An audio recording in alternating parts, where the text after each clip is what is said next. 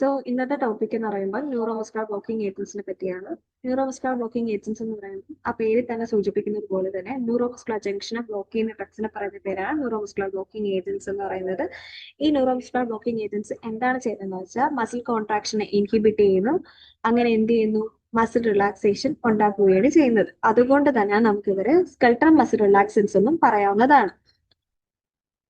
ഇനി എന്താണ് neuromuscular junction എന്നാണ് പറയുന്നത്. ന്യൂറോമസ്കുലർ ജംഗ്ഷൻ എന്ന് പറയുമ്പോൾ it is the junction between neuron and A muscle. ഒരു മോട്ടോർ ന്യൂറോണിനും ഒരു മസിലിനും ഇടയ്ക്ക് കാണപ്പെടുന്ന ഒരു ജംഗ്ഷനെ പറയുന്ന പേരാണ് ന്യൂറോമസ്കുലർ ജംഗ്ഷൻ. ഇവിടെ എന്താണ് റിലീസ് ചെയ്യുന്ന ഒരു ന്യൂറോ ട്രാൻസ്മിറ്റർ, എക്സാമ്പിൾ അസറ്റൈൽകോളിൻ, അങ്ങനെ ഏതെങ്കിലും തരത്തിലുള്ള ട്രാൻസ്മിറ്റർ റിലീസ് ചെയ്യുന്നു. ആരിൽ നിന്ന്? ഇവിടെ കാണുന്ന ഈ മോട്ടോർ ന്യൂറോൺ അല്ലെങ്കിൽ ഒരു പ്രീസിനാപ്റ്റിക് ന്യൂറോണിൽ നിന്ന് അസറ്റൈൽകോളിൻ അല്ലെങ്കിൽ ഏതെങ്കിലും തരത്തിലുള്ള ന്യൂറോ ട്രാൻസ്മിറ്റർ റിലീസ് ചെയ്യുന്നു. ഈ റിലീസ് ചെയ്ത ന്യൂറോ ട്രാൻസ്മിറ്റേഴ്സ് മസിൽസിലുള്ള റിസപ്റ്റേഴ്സുമായിട്ട് ബൈൻഡ് ചെയ്യുന്നു. അങ്ങനെ എന്തുണ്ടാക്കുന്നു? കോൺട്രാക്ഷൻസ് ഉണ്ടാക്കുകയാണ് ചെയ്യുന്നത്. ഇതാണ് സാധാരണയായി നടക്കുന്നത്. അപ്പൊ ഇതിന്റെ ബേസിസിലാണ് നമ്മളിവിടെ ന്യൂറോമസ്കുലർ ബ്ലോക്കിംഗ് ഏജൻസ് ആക്ട് ചെയ്യുന്നത്. അപ്പൊ ഈ എങ്ങനെയാണ് ന്യൂറോമസ്കുലർ ബ്ലോക്കിംഗ് ഏജൻസിന്റെ യൂസസ് എന്ന് പറയുമ്പോൾ നമുക്ക് എന്ത് ചെയ്യാൻ വേണ്ടി പറ്റുന്നു? Relaxation of the muscles. സർജറിയുടെ സമയത്ത്, ഓപ്പറേഷന്റെ സമയത്ത് നമുക്ക് മസിൽസിന് റിലാക്സേഷൻ ചെയ്യേണ്ടത് അത്യാവശ്യമാണ്. അപ്പൊ ആ സമയത്ത് നമുക്ക് യൂസ് ചെയ്യാം. പിന്നെ അതുപോലെ തന്നെ മസിൽ സ്പാസംസ്, പെയിൻസ്, ഹൈപ്പർപ്ലക്സിയുടെയൊക്കെ ആ സിംറ്റംസിനെയൊക്കെ കുറയ്ക്കാൻ വേണ്ടി നമുക്ക് യൂസ് ചെയ്യാം. പിന്നെ അതുപോലെ തന്നെ ഹണ്ടിങ്ങിന് വേണ്ടി യൂസ് ചെയ്യുന്നുണ്ട് ക്യുറാറെ. ക്യുറാറെ ഫോർ ഹണ്ടിങ് അനിമൽസ്. ക്യുറാറെ എന്ന് പറയുന്നത് പ്രിമിറ്റീവ് ഹ്യൂമൻസ് ഹണ്ടിങ്ങിന്റെ സമയത്ത് യൂസ് ചെയ്തിരുന്ന ഒരു ടൈപ്പ് ഓഫ് സബ്സ്റ്റൻസ് ആണ്. ഈ ക്യുറാറെ എന്ത് ചെയ്യുന്നു? അനിമൽസിന് പാരാലിസിസ് എടുക്കാനാണ് യൂസ് ചെയ്യുന്നത്. അതുകൊണ്ട് തന്നെ ഈ ക്യുറാറയുടെ ബേസിസിലാണ് നമ്മൾ ന്യൂറോമസ്കുലർ ബ്ലോക്കിംഗ് ഏജൻസിന്റെ ഫസ്റ്റ് ക്ലാസിഫിക്കേഷൻ ഓഫ് ഡ്രഗ്സിനെയൊക്കെ കണ്ടുപിടിച്ചത്. അത് കഴിഞ്ഞ ശേഷം പിന്നെ അനസ്തെറ്റിക്സിന് ആൾട്ടർനേറ്റീവ് ആയിട്ട് നമുക്ക് യൂസ് ചെയ്യാം. അനസ്തെറ്റിക്സിന് പകരക്കാരനായിട്ടും നമുക്ക് ഈ general neuromuscular blocking agents use ചെയ്യാൻ വേണ്ടി പറ്റും. ഇനി എങ്ങനെയാണ് നമ്മുടെ ശരീരത്തിൽ മസിൽ കോൺട്രാക്ഷൻ ഉണ്ടാവുന്നത്? അതിന്റെ ഒരു മെക്കാനിസം അതാണ് നമ്മൾ പറയുന്നത്. നമ്മൾ നേരത്തെ കണ്ടു, ഒരു പ്രീസിനാപ്റ്റിക് ന്യൂറോൺ ഉണ്ട്, അതുപോലെ തന്നെ റിസപ്റ്റർ ഉണ്ട്, അല്ല മസിൽ ഉണ്ട്. ഈ പ്രീസിനാപ്റ്റിക് ന്യൂറോണിൽ നിന്ന് എന്താണ് നമ്മുടെ ന്യൂറോ ട്രാൻസ്മിറ്ററായ അസിറ്റൈൽകോളിൻ റിലീസ് ആവുന്നു. അസിറ്റൈൽകോളിൻ നിക്കോട്ടിനിക് റിസപ്റ്റേഴ്സുമായിട്ട് ബൈൻഡ് ചെയ്യുന്നു. അതുകൊണ്ട് സോഡിയത്തിന്റെയും പൊട്ടാസ്യം ചാനലിന്റെയും ഓപ്പണിംഗ് ഉണ്ടാവുന്നു. ഈ സോഡിയം ചാനലും പൊട്ടാസ്യം ചാനലും ഓപ്പണിംഗ് ആവുന്നത് കൊണ്ട് തന്നെ സോഡിയത്തിന്റെ ഇൻഫ്ലക്സും പൊട്ടാസ്യത്തിന്റെ ഔട്ട്ഫ്ലക്സും ഉണ്ടാവുന്നു. സോഡിയത്തിന്റെ ഇൻഫ്ലക്സ് കൂടുന്നു, അങ്ങനെ ഡീപോളറൈസേഷൻ ഉണ്ടാവുന്നു അറിയാം. അങ്ങനെ കോൺട്രാക്ഷൻസ് ഉണ്ടാവുകയാണ് ചെയ്യുന്നത്. ഇങ്ങനെയാണ് മസിൽ കോൺട്രാക്ഷൻ നോർമലി ശരീരത്തിൽ ഉണ്ടാവുന്നത്. ന്യൂറോമസ്കുലർ ബ്ലോക്കിംഗ് ഏജൻസ് എന്ത് ചെയ്യുന്നു? ഇതിനെ ഇൻഹിബിറ്റ് ചെയ്യാണ് ചെയ്യുന്നത്. അപ്പം മസിൽ കോൺട്രാക്ഷൻസ് ഉണ്ടാവാതെ മസിൽ റിലാക്സേഷൻ ഉണ്ടാവും. ആ ഒരു ബേസിസിലാണ് നമ്മളിവിടെ പറയുന്നത്. ഇനി ക്ലാസിഫിക്കേഷൻ എന്ന് പറയുന്നത് ന്യൂറോമസ്കുലർ ബ്ലോക്കിംഗ് ഏജൻസും ഉണ്ട്, ഡയറക്ട്ലി ആക്ടിംഗ് ഏജൻസും ഉണ്ട്. ഡയറക്ട്ലി ആക്ടിംഗ് ഏജൻസിനകത്ത് dantrolene, sodium, quinine. Neuromuscular blocking ഏജൻസിനകത്ത് നോൺ ഡീപോളറൈസിംഗ് അഥവാ competitive blockers, depolarizing blockers. Depolarizing ബ്ലോക്കേഴ്സിനകത്ത് സക്സിനൈൽകോളിൻ, ഡെക്കാമെത്തോണിയം. നോൺ ഡീപോളറൈസിംഗ് ബ്ലോക്കേഴ്സിനകത്ത് long acting, intermediate acting, short acting. Long ആക്ടിങ്ങിനകത്ത് d tubocurarine, pancuronium, doxacurium, pipecuronium. Intermediate acting vecuronium, atracurium, cisatracurium, rocuronium, rapacuronium. Short ആക്ടിങ്ങിനകത്ത് mivacurium. ഇതാണ് classification. ഇനി നമുക്ക് ആദ്യം തൊട്ട് ഓരോ ഡ്രഗ്സ് ആയിട്ട് എക്സ്പ്ലെയിൻ ചെയ്യാം. So first one, non depolarizing agents. Firstly നമ്മൾ കണ്ടുപിടിച്ച ന്യൂറോമസ്കുലർ ബ്ലോക്കിംഗ് ഡ്രഗ് ആണ്, ബൈൻഡിങ് ഡ്രഗ് അല്ല, ബ്ലോക്കിംഗ് ഡ്രഗ് ആണ് നോൺ ഡീപോളറൈസിംഗ് ഏജൻസ്. ഇതെങ്ങനെയാണ് കണ്ടുപിടിച്ചതെന്ന് വെച്ചാൽ ക്യുറാറെ. ക്യുറാറെ ഞാൻ പറഞ്ഞു, സൗത്ത് അമേരിക്കയിലുള്ള ഹണ്ടേഴ്സ് എന്ത് ചെയ്യുന്ന അനിമൽസിനെ പാരലൈസിസ് ചെയ്യാൻ വേണ്ടി ഉപയോഗിക്കുന്ന ഒരു സബ്സ്റ്റൻസ് ആണ് ക്യുറാറെ. അപ്പൊ ഇവരെങ്ങനെയാണ് ഇത് യൂസ് ചെയ്തിരുന്നതെന്ന് നമുക്ക് ജസ്റ്റ് ഒന്ന് മനസ്സിലാക്കാം. ക്യുറാറെ എന്ന് പറയുമ്പം ഇവർ യൂസ് ചെയ്യുന്ന വെപ്പൺസിനകത്ത് ഈ ക്യുറാറെ എന്താണ് കോട്ട് ചെയ്തിട്ടുണ്ടായിരിക്കും. അപ്പം വെപ്പൺസ് എന്ത് ചെയ്യുന്നു? അനിമൽസിന്റെ ശരീരത്തിലോട്ട് പതിക്കുന്ന സമയത്ത് അല്ലെങ്കിൽ അനിമൽസ് ഇതുകൊണ്ട് ഇഞ്ചേർഡ് ആകുന്ന സമയത്ത് ഈ ക്യുറാറെ എന്ത് ചെയ്യുന്നു? അനിമൽസിനെ പാരാലിസിസ് ചെയ്യുന്നു. അങ്ങനെയാണ് നമ്മൾ ഹണ്ടിങ് അല്ലെങ്കിൽ അവരെ ഹണ്ടിങ് നടത്തിക്കൊണ്ടിരുന്നത്. ഇനി ഇതിൽ തന്നെ മെയിൻ ആയിട്ട് വരുന്ന ഒരു ഡ്രഗാണ് ഡി-ടുബാക്യുറാർ. ഡി-ടുബാക്യുറാറിനെ പറ്റിയാണ് ഇനി പറയുന്നത്. ഇതൊരു കോമ്പറ്റേറ്റീവ് ആന്റഗോണിസ്റ്റ് ആണ്. അതുപോലെ തന്നെ ആർക്ക് അനലോഗ് ആണ്? Structurally analog to acetylcholine. അസറ്റൈൽകോളിന്റെ സ്ട്രക്ചറിന് സിമിലർ ആയിട്ട് തന്നെയാണ് ഡി-ടുബാക്യുറാറിന് ഇരിക്കുന്നത്. അതുകൊണ്ട് തന്നെ ഇതൊരു ക്വാട്ടർണറി കോമ്പൗണ്ട് തന്നെയാണ് ഇതിനകത്തുള്ളത്. 2 പോസിറ്റീവ്ലി ചാർജ് നൈട്രജനാണ് ഇവിടെ ഉള്ളത്. പിന്നെ അസറ്റൈൽകോളിനെ പോലെ തന്നെ ഇവർക്കും നിക്കോട്ടിനിക് റിസപ്റ്റേഴ്സുമായിട്ടുള്ള ബൈൻഡിങ് കപ്പാസിറ്റി അല്ലെങ്കിൽ ബൈൻഡിങ് അഫിനിറ്റി ഉണ്ട്, പക്ഷെ ഇൻട്രിൻസിക് ആക്ടിവിറ്റി ഇല്ല. ഇനി അസറ്റൈൽകോളിനും അതുപോലെ തന്നെ ഈ ഡി-ടുബാക്യുറാറിൻ, ഈ ബ്ലോക്കേഴ്സ് എന്ന് ഉദ്ദേശിക്കുന്നത് നോൺ ഡീപോളറൈസിംഗ് ബ്ലോക്കേഴ്സ് എന്നാണ്. ഒരുമിച്ച് എവിടെ ഫൈറ്റ് ചെയ്യുന്നു? One place of the receptor. Nicotine റിസപ്റ്റേഴ്സിന് ബൈൻഡ് ചെയ്യാൻ വേണ്ടി മത്സരിക്കുകയാണ് ആര്? അസറ്റൈൽ കോളൈനും നമ്മുടെ നോൺ ഡിപോളറൈസിംഗ് ബ്ലോക്കേഴ്സ് ആയിട്ടുള്ള D2 നിക്കോട്ടിൻ റിസപ്റ്റേഴ്സിന് വേണ്ടി തമ്മിൽ മത്സരിക്കുകയാണ്. അങ്ങനെ ആര് റിസപ്റ്റേഴ്സിലോട്ട് എത്തുന്നു? ഫൈനലി ഈ നോൺ ഡിപോളറൈസിംഗ് ബ്ലോക്കേഴ്സ് ആയിട്ടുള്ള D2 എന്ത് ചെയ്യുന്നു?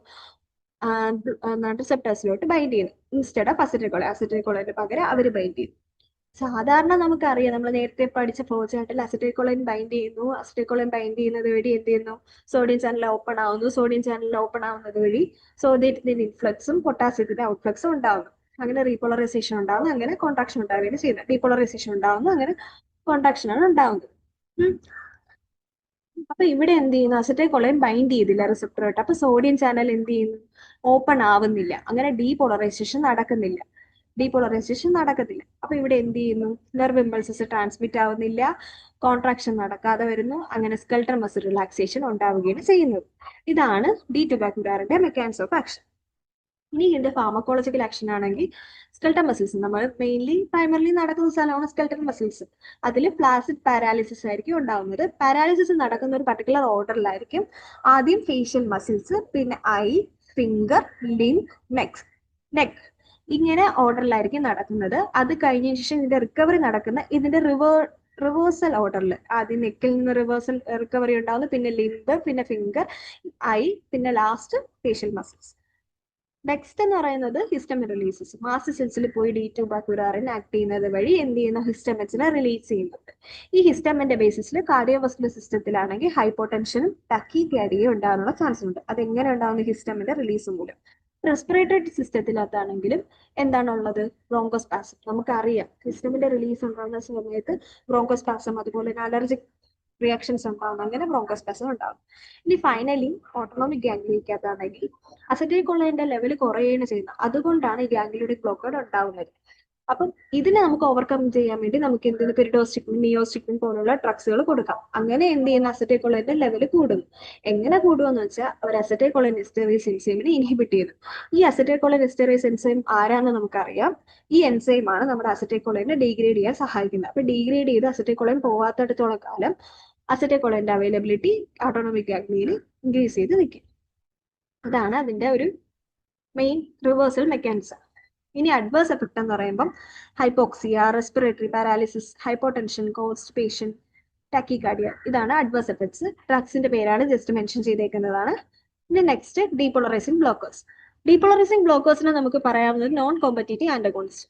നമ്മൾ നോൺ ഡിപോളറൈസിംഗ് ബ്ലോക്കേഴ്സ് പറഞ്ഞ സമയത്ത് അവർ കോമ്പറ്റീറ്റീവ് ആന്റഗോണിസ്റ്റ് ആണെന്ന് പറഞ്ഞു. കാരണം എന്ന് വെച്ചാൽ അവിടെ D2 അസറ്റൈൽകോളിനും തമ്മിൽ ഒരു മത്സരം നടക്കുന്നുണ്ട് നിക്കോട്ടിൻ റിസപ്റ്റേഴ്സുമായിട്ട് ബൈൻഡ് ചെയ്യാൻ. പക്ഷെ ഇവിടെ ഡീപോളറൈസിംഗ് ബ്ലോക്കേഴ്സും നമ്മുടെ അസറ്റൈൽകോളിനും തമ്മിൽ ഒരു തരത്തിലുള്ള കോമ്പറ്റീഷൻസ് നടക്കുന്നില്ല. അതുകൊണ്ട് തന്നെ നോൺ കോമ്പറ്റീറ്റീവ് ആന്റഗോണിസ്റ്റ് ആണ്. സോ നമ്മൾ മോസ്റ്റ്ലി യൂസ് ചെയ്യുന്നത് ഇവിടെ സക്സിനൈൽ കോളൈൻ ആണ്. സക്സിനൈൽ കോളൈൻ്റെ ഒരു ഫാക്ടർ എന്തെന്ന് വെച്ചാൽ അസറ്റൈൽകോളൈൻ എസ്റ്ററേസ് വെച്ച് ഹൈഡ്രോളിസ് ചെയ്യാൻ പറ്റും. പക്ഷേ സക്സിനൈൽ കോളൈനെ നമുക്ക് ഹൈഡ്രോളിസ് ചെയ്യാൻ വേണ്ടി അസറ്റൈൽകോളൈൻ എസ്റ്ററേസ് ഉപയോഗിക്കാൻ പറ്റില്ല. കാരണം അത് ഹൈഡ്രോളിസ് ചെയ്യാൻ പറ്റത്തില്ല. അതിന്റെ ബേസിസിലാണ് ഈ മെക്കാനിസം നടക്കുന്നത്. സോ മെക്കാനിസത്തിലോട്ട് പോവുകയാണെങ്കിൽ സിമിലർ ആക്ഷൻ തന്നെയാണ് അസറ്റൈൽകോളൈൻ്റെ. അസറ്റൈൽകോളൈൻ നമ്മുടെ റിസപ്റ്റേഴ്സുമായിട്ട്, നിക്കോട്ടിൻ റിസപ്റ്റേഴ്സുമായിട്ട് ബൈൻഡ് ചെയ്യുന്ന വഴി ഡീപോളറൈസേഷൻ ഉണ്ടാവും. അത് കഴിഞ്ഞതിന് ശേഷം ആ ആക്ഷൻ ടെർമിനേറ്റ് ചെയ്യുന്നതെന്ന് വെച്ചാൽ അസറ്റൈൽകോളൈൻ ഹൈഡ്രോളൈസ് ചെയ്യുന്നു. ആരുടെ? അസറ്റൈൽകോളൈൻ എസ്റ്ററേസ് എൻസൈമിന്റെ പ്രസൻസിൽ അസറ്റൈൽകോളൈൻ എന്ത് ചെയ്യുന്നു? ഹൈഡ്രോളൈസ് ചെയ്യുന്നു പോകുന്നു. അങ്ങനെയാണ് ആ ആക്ഷൻ ടെർമിനേറ്റഡ് ആവുന്നത്. ഇതാണ് നോർമലി നമ്മുടെ ശരീരത്തിൽ നടക്കുന്ന ഒരു കോൺട്രാക്ഷൻ റെസ്പോൺസ്. ഇനി സക്സിനൈൽ കോളൈൻ ആണ് നമ്മുടെ നിക്കോട്ടിനിക് റിസപ്റ്റേഴ്സുമായിട്ട് ബൈൻഡ് ചെയ്യുന്നതെന്ന് വെച്ചു.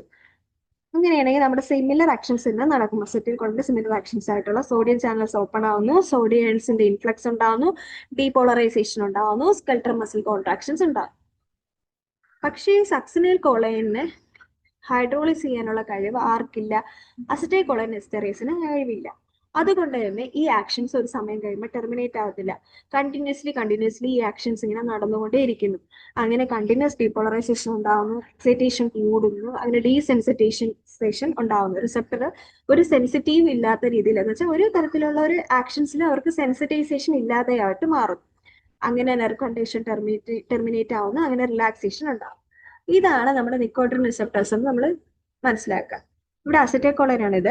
സക്സിനൈൽ കോളൈൻ അസറ്റൈൽകോളൈന് പകരം വന്ന് ബൈൻഡ് ചെയ്യുന്നു, ഡീപോളറൈസേഷൻ കൂടുന്നു, റിസപ്റ്റർ ഡീസെൻസിറ്റൈസേഷൻ ഉണ്ടാവുന്നു, സോഡിയം ചാനൽ ബ്ലോക്കേഡ് ഉണ്ടാവുന്നു, അങ്ങനെ എന്താണ്? റീപോളറൈസേഷൻ അഥവാ ഫാറ്റിഗ് ഉണ്ടാവുന്നു. ഫാറ്റിക് എന്ന് പറഞ്ഞാൽ ഈ കണ്ടിന്യൂസ് ആയിട്ട് എക്സൈറ്റേഷൻ ചെയ്യുന്ന സമയത്ത് മസിൽസ് എന്ത് ചെയ്യുന്നു, വളരെയധികം ക്ഷീണിച്ചു പോകുന്നു. അങ്ങനെ റിലാക്സേഷൻ ആണ് ഉണ്ടാകുന്നത്. അങ്ങനെയാണ് ഇവിടെ റിലാക്സേഷൻ ഉണ്ടാകുന്നത്. So there is no competition is on here. ഇനി അടുത്തത് ഫാർമക്കോളജിക്കൽ ആക്ഷൻ എന്ന് പറയുമ്പോൾ മസിൽ ടീച്ചിങ് ഉണ്ടാവാം, മസിൽ സോർനെസ് അഥവാ പെയിൻ ഉണ്ടാവാം, അപ്നിയ ബ്രീത്തിങ് സഡൻ ആയിട്ടൊന്ന് നിന്ന് പോകും. കാരണം എന്ന് വെച്ചാൽ നമ്മുടെ ത്രോട്ടിലെ മസിൽസ് ടിഷ്യൂസ് ഒക്കെ എന്ത് ചെയ്യുന്നു, റിലാക്സ് ചെയ്യുന്നു. പിന്നെ അതുപോലെ തന്നെ എയർവേസിൽ ടോട്ടൽ ബ്ലോക്കേഡ് ഉണ്ടാകുന്നു ഒരു 10 സെക്കൻഡ്സിലേക്ക്. അങ്ങനെയാണ് അപ്നിയ ഉണ്ടാവുന്നത്.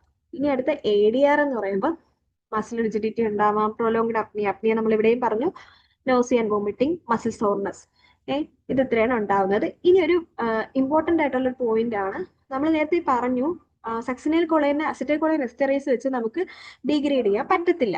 പക്ഷെ സക്സിനൈൽ കൊളൈനെ നമുക്ക് ആര് വെച്ച് ഡീഗ്രേഡ് ചെയ്യാൻ പറ്റും? ഗ്ലൂട്ടനൈൽ കൊളൈൻ എസ്റ്ററേസ് വെച്ച് ഡീഗ്രേഡ് ചെയ്യാൻ പറ്റും. സോ ഒരു ചെറിയൊരു ഇമ്പോർട്ടന്റ് പോയിന്റ് ആണെന്നേ ഉള്ളൂ. ഇനി തെറാപ്യൂട്ടിക് യൂസസ് എന്ന് പറയുമ്പോൾ നമുക്ക് എന്ത് ചെയ്യുന്നു, മൊത്തത്തിലുള്ള തെറാപ്യൂട്ടിക് യൂസസ് ആണ് പറയുന്നത്. ജനറൽ എസ്തെറ്റിക്സിന്റെ കൂടെ അഡ്ജുവന്റ് ആയിട്ട് യൂസ് ചെയ്യാം. അതുപോലെ തന്നെ ട്രോമ ഉണ്ടാകുന്ന സമയത്ത് എപ്പോഴാണെന്ന് വെച്ചാൽ ഇലക്ട്രോ കൺവൾസീവ് തെറാപ്പീസ് യൂസ് ചെയ്യുന്ന സമയത്ത് നമുക്ക് ട്രോമ ഉണ്ടാകുന്ന ആ സമയത്ത് ആ ട്രോമകളെ പ്രിവെന്റ് ചെയ്യാൻ വേണ്ടി യൂസ് ചെയ്യാം. പിന്നെ വെന്റിലേഷൻസ് കൺട്രോൾ ചെയ്യാൻ വേണ്ടി നമുക്ക് യൂസ് ചെയ്യാം. അപ്പം ഇതാണ് ന്യൂറോമസ്കുലർ ബ്ലോക്കിംഗ് ഡ്രഗ്സ്. അത്യാവശ്യം നല്ല ഈസി ആയിട്ടുള്ള ഒരു ടോപ്പിക്കാണ്. എല്ലാവർക്കും മനസ്സിലായെന്ന് വിചാരിക്കുന്നു. Thank you.